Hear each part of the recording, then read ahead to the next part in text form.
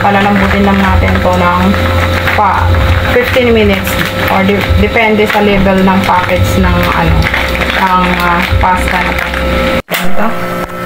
Salain lang natin. Spread lang natin with love. Natin yung garlic.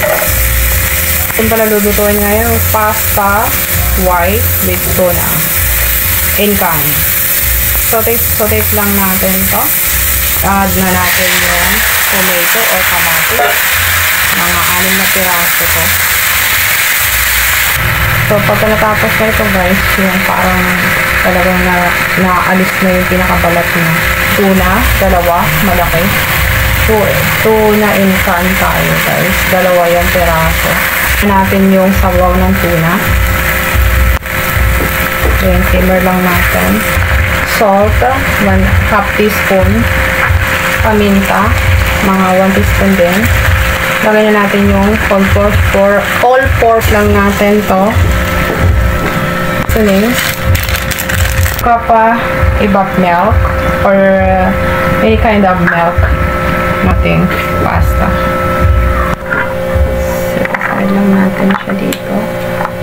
Ito yung ating pang New Year.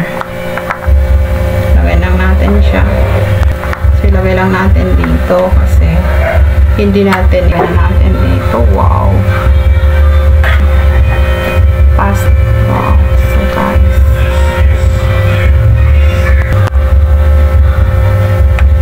Magad lang tayo ng cheese and the top. Yung ating creamy white pasta. I-add na natin itong pasta. Ayan, meron din na po portion tayong ginawa, yung hinalo natin dito.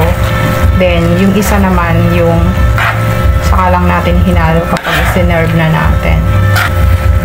Lagyan lang natin siya ng cheese. Cheese in the top. Cheesy. It's ready to serve na guys. Sa creamy.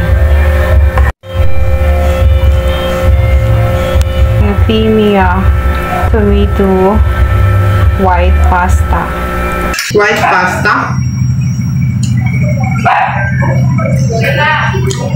Tikman natin to. At hindi naman to palagi guys.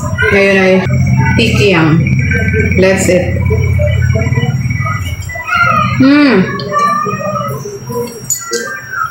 I love this white pasta with tuna, creamy, and cheese. And tomato. So delicious. Bye. Thank you.